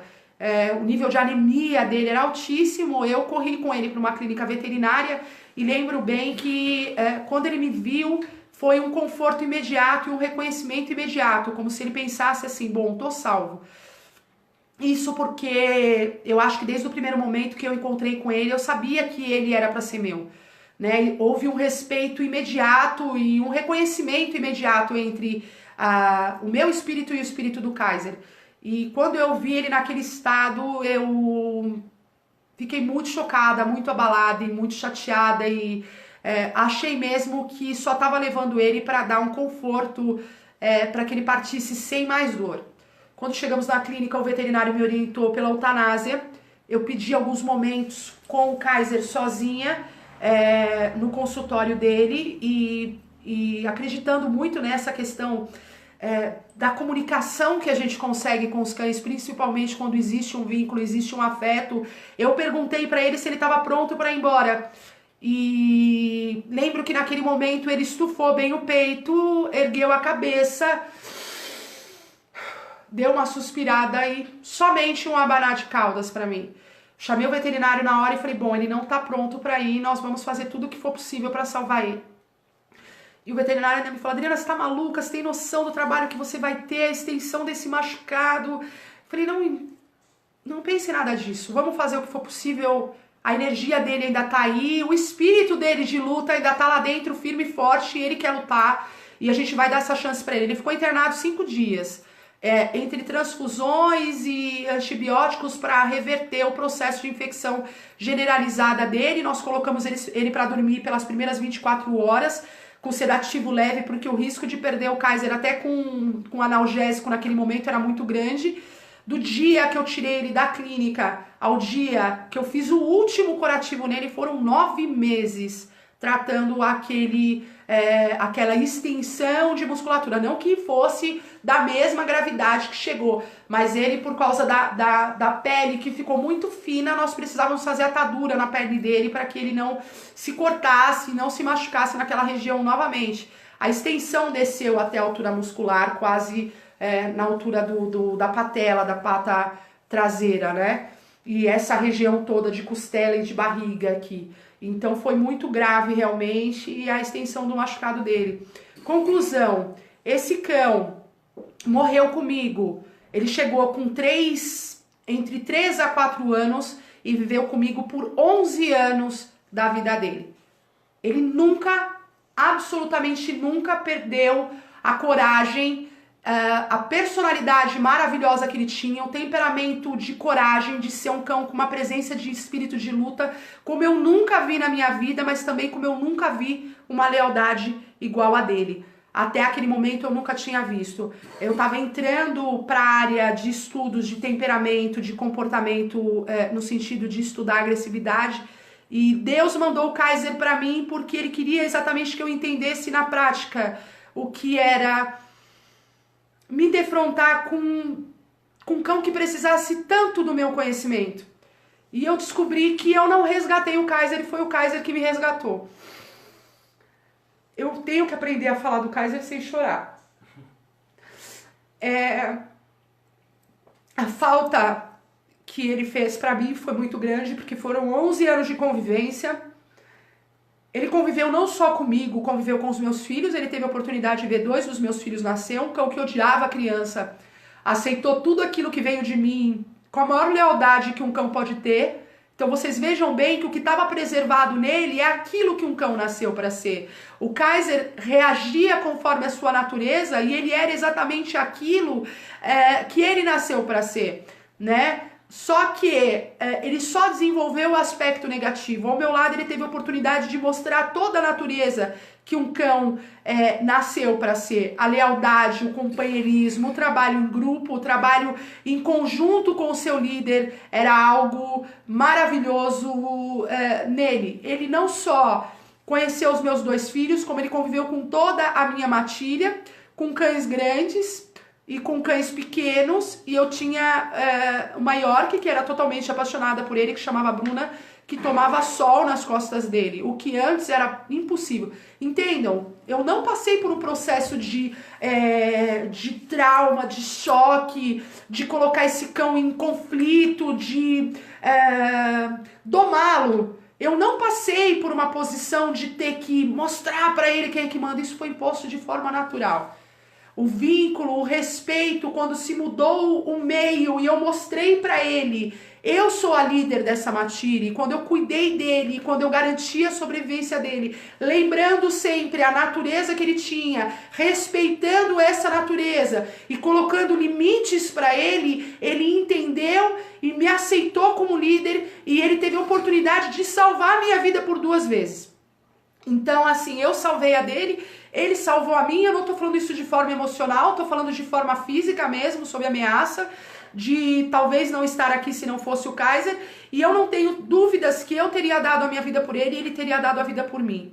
Eu nunca vi um rosnado do Kaiser, eu nunca vi um dente dele, e isso vem para provar que nem todo cão agressivo é um cão sem solução e é um cão que não tenha retorno. Na grande maioria das vezes o cão aprende a se comportar assim e segue a sua natureza sendo assim de forma instintiva. Entendem? Aqui na página tem até a história dele e eu tenho mesmo que terminar o livro porque eu conto não só a história dele, mas tudo que eu aprendi com ele e tudo que ele teve a oportunidade de me ensinar e todas as histórias relacionadas ao Kaiser, que nós temos histórias incríveis. Tem muita gente que acredita, e eu ouço às vezes a brincadeira de que depois, em algum momento, eles vão reencarnar como pessoas, né? Se ele reencarnou como pessoa, aquela certamente foi a sua última reencarnação como cão, porque ele era de uma inteligência, mesmo sendo um cão muito instintivo e de um temperamento muito forte, ele tinha uma inteligência quase que maquiavélica, de tão humana que era. Muito inteligente, muito educado, muito gentil, o mesmo que foi capaz de matar gente, que foi capaz de matar bicho, que foi capaz de matar cavalo, que foi capaz de morrer de fome para que ninguém entrasse no território dele para tratar ele. Foi a maior paixão que eu tive em toda a minha vida, o melhor e o maior companheiro que eu tive por 11 anos. Eu tenho o Xangô hoje, todo mundo sabe da minha paixão pelo Xangô. Óbvio, é o mesmo vínculo que eu tive com o Kaiser. A única diferença é que até hoje o Xangô não precisou salvar a minha vida. Eu não precisei salvar a vida do Xangô. Eu não trouxe o Xangô de volta de um comportamento agressivo quase sem retorno. E também ainda não tive a grata oportunidade de conviver com o meu Xangô por 11 anos. Então, essa é a diferença entre a minha história de vida entre o Xangô e o Kaiser. Então, eu vou deixar as emoções de lado, permitir que vocês façam as suas perguntas agora, tá? O Kaiser que você foi no show, não foi? O Kaiser, eu tive a oportunidade de ir no programa do Jô Soares. E lá no programa do Jô Soares eu fui convidada por ser a primeira especialista em comportamento canino aqui no Brasil com a técnica que eu trabalho. E o Kaiser foi no palco do programa do Jô. Eu levei uma fêmea de Rottweiler minha e o Kaiser entrou comigo. Óbvio, não tão perto do Jô Soares, porque o Jô ficou com um pouco de medo da história dele. Mas ele entrou e ficou até a lateral do palco com um adestrador meu que trabalhava comigo na época. Não consigo ler. Ah lá, a Maria Luísa falando que já riu muito com as histórias do Kaiser. Realmente, ele não tem histórias tristes só. Ele tem histórias muito engraçadas. Um dia a gente faz uma live só pra contar as histórias dele. Bora para as perguntas? Uhum. Obrigada, Cristiane Moreno. Obrigada. Quem estiver gostando da live até agora... Dá um coraçãozinho aí, porque eu não tô vendo nada, gente. Não sobe coração aqui. Pra mim não tá... Eu acho que o pessoal tá curtindo. Aparece pra você? Ah, pra mim não aparece. Ah, agora tá aparecendo. Comentem aí, que a gente vai dar uns 5 minutinhos pra começar a responder as perguntas. Vamos esperando pra Jéssica selecionar as perguntas aqui. Se alguém ficou com alguma dúvida relacionada à agressividade. 22 horas... Quanto tempo de live? É até às 10h30 que nós vamos? Então vamos fazendo as perguntas. Não tá aparecendo pergunta nenhuma. Pra mim não tá aparecendo curtir. Não tá aparecendo. Quem é que tá curtindo?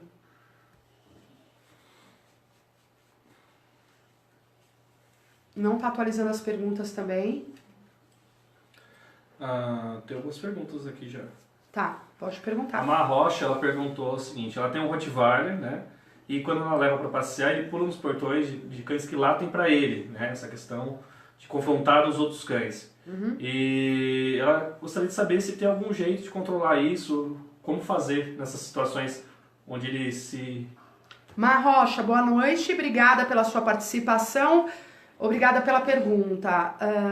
Quando o cão demonstra exageradamente, né, a questão da imposição e dessa questão da agressão entre cães, tem cães que não gostam mesmo de outros cães, né, trazem isso já no seu comportamento. Mas isso é exacerbação da demonstração de coragem, tá? Por que exacerbação da demonstração de coragem? Porque não existe a necessidade, não é uma ameaça. Então aquele cão tá latindo para ele dentro de um território distante dele e ele se sente no direito e no dever de reagir. Não contente em reagir aonde ele está, ele tem que ir até o território daquele cão para se impor. Então isso é a exacerbação da demonstração de coragem. Nem todo cão que faz isso é corajoso em si, né? Às vezes é até um aspecto de exagero da posição de insegurança quando nós falamos só do latido. No cão late demais para outros cães, é quase como se fosse tipo assim, olha, não se aproxima porque eu sou bravo, tá? Então isso, na verdade, é porque a sua liderança com ele não está bem imposta. Porque a postura correta, quando ele está andando com você, ele deve seguir o líder e não ao contrário, não é você que deve seguir ele e ele jamais deveria tomar a atitude e a iniciativa de um comportamento agressivo na sua presença. Então, aconselho que você entre no meu canal no YouTube, é www.youtube.com/Adriana de Oliveira, Adriaual, tudo junto, e assista a aula que tem lá falando sobre a questão de liderança. Existe também as aulas falando sobre passeio com guia, sobre agressividade, então acho que vai fazer bem para você ver, tá? Se inscreve lá para você não perder o conteúdo e assista, porque eu acho que vai ser importante para você. O Diogo acabou de deixar o link aqui embaixo. Vai para a próxima, Diogo. Na verdade é uma dúvida mais minha, Adriana. Esse conceito da agressividade tem feito com que várias raças foram discriminadas, como Pitbull, Rottweiler, são estigmas, as pessoas nem conhecem, né, e acaba fazendo com que isso se propague. Como, na sua opinião, você acha que a gente conseguiria mudar um pouco essa visão? É a questão dos donos mostrar isso também, um pouco desse controle dos cachorros, preparo? O que você acha que falta para essas raças que são tão discriminadas hoje deixarem de ser? Tá, o que acontece existem raças que trazem de forma instintiva e de forma de temperamento potencial agressivo, né? Ou por necessidade ou por desenvolvimento da origem. Por necessidade, quando o cão traz de forma instintiva a agressividade, geralmente é um cão que vai usar a agressividade para trabalho. Então tá relacionada à parte instintiva de cães de guarda. Desculpa. Cães como o Pitbull, por exemplo, que trazem o potencial agressivo na sua parte instintiva, está relacionada à origem da raça que foi criada com o propósito de ser cão de rinha. Não tem como você ser um cão de rinha se você não é agressivo. Com o passar do tempo, o cruzamento de linhas de sangue que deveriam ser deixadas de canto foram usadas de forma indiscriminada. Então tem muita gente que acha bonito que é um mordedor, né? Em vários conceitos até modernos hoje em dia que estão sendo usados, e nós não vamos entrar nesse meio agora.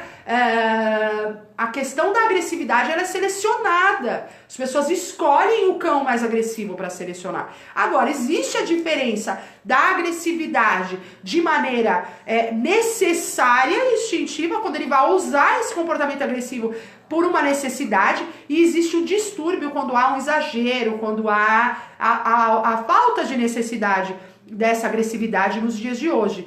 Então, existe sim, óbvio, eu acho que a melhor e maior forma de a introdução dos seres humanos resolverem essa questão da agressividade que vem vindo através das linhas de sangue é não cruzando os cães.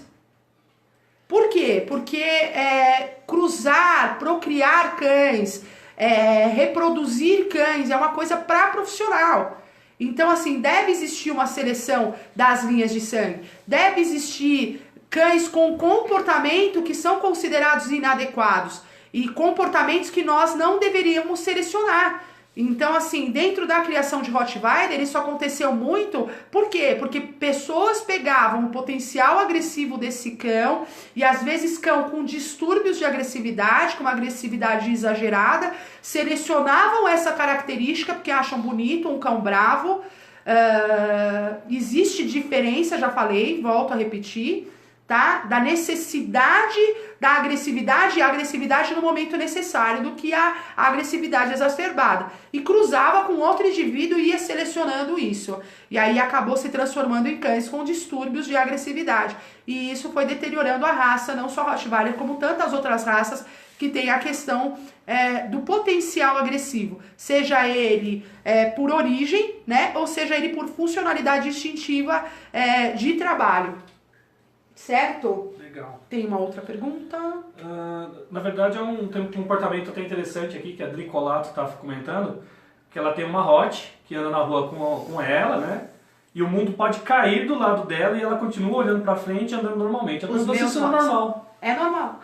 Os meus Hots são assim, porque isso demonstra um bom vínculo com você, então na sua presença você tá bem, você tá calma, ela tá bem, você é o foco dela, você é o norte dela, você é o rumo dela. Se você tá dizendo tá tudo bem, ela tá tudo bem, e isso demonstra confiança, segurança, equilíbrio. Cães como o Rottweiler, por exemplo, eles não costumam se preocupar com aquilo que não oferece uma ameaça real para ele. Um cão latindo longe dele não é uma ameaça real.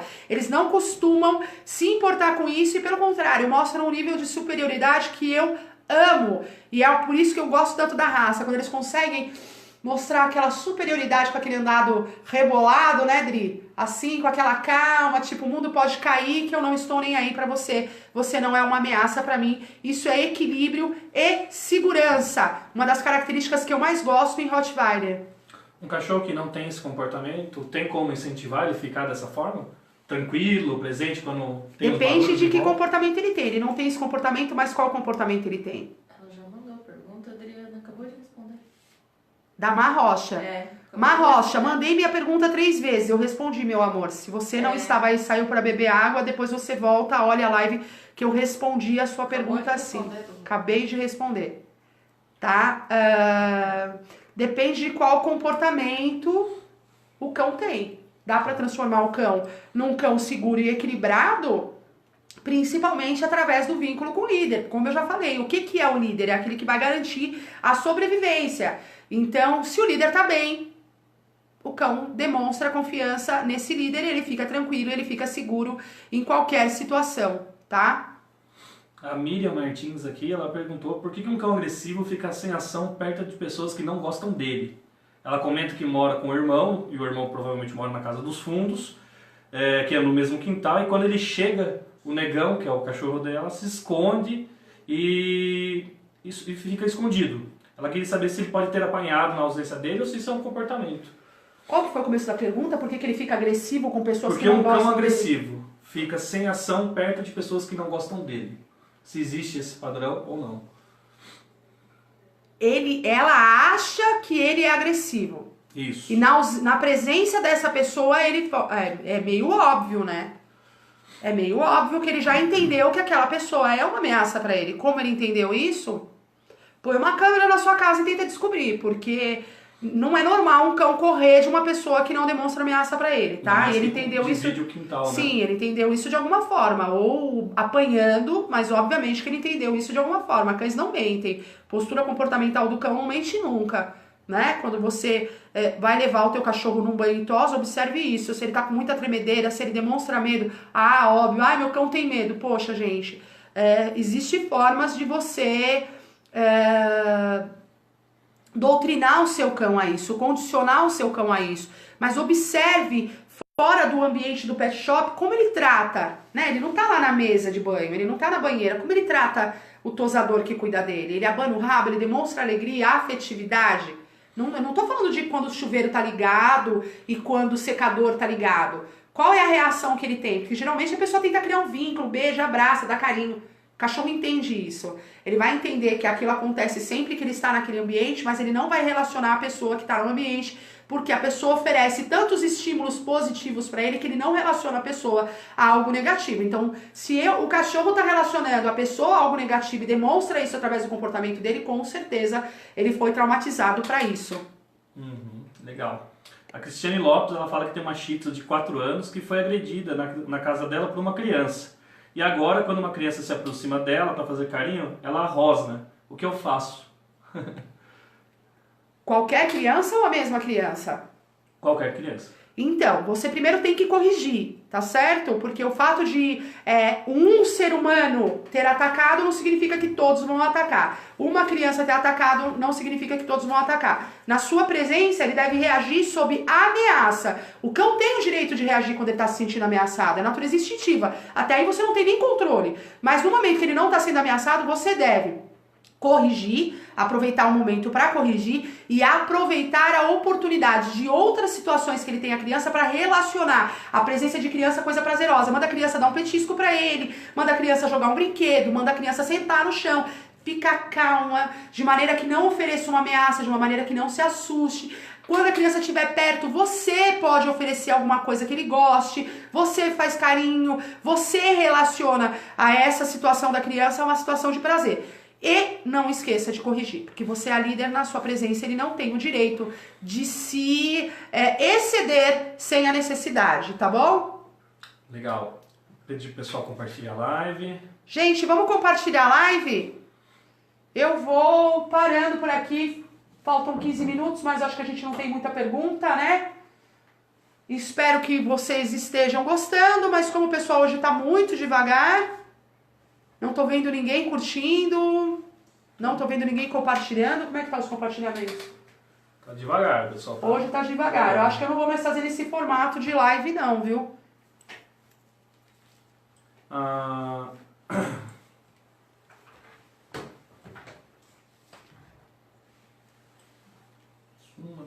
Não. Obrigada, Adriana Cristiane Lopes. Então, gente, vamos deixando boa noite, tá? Vou deixar o boa noite. Antes de mais nada, vou deixar essa live disponível aqui na página, tá bom? E espero que vocês tenham gostado desse formato. Eu gostei de poder deixar tudo explicadinho pra vocês. Quem tiver alguém que vocês conheçam que esteja passando por uma questão assim, marquem aqui nos comentários, mesmo depois que a live terminar. Marquem seus amigos nos comentários para que eles possam ver esse vídeo. Convide o pessoal para curtir a página. Quem não curtiu a página ainda curte. Se inscrevam no meu canal. Me sigam no Instagram. Me acompanhem nas redes sociais para vocês não perderem os próximos vídeos. Espero estar com vocês na quarta-feira de novo. Espero que vocês tenham gostado. Laudiceia mandou pergunta. Ela mandou pergunta antes? Bom, o Diogo já fechou. Laudiceia, eu vou ter... Olha, bem no momento que a gente tá parando, a minha internet também tá caindo. Então eu vou deixar uma boa noite pra vocês. Um beijo grande no coração de todo mundo. Até o próximo vídeo, até a próxima quarta-feira na nossa live, tá bom? Às 20h30, quarta-feira que vem. Um beijo grande pra vocês. Tchau, tchau.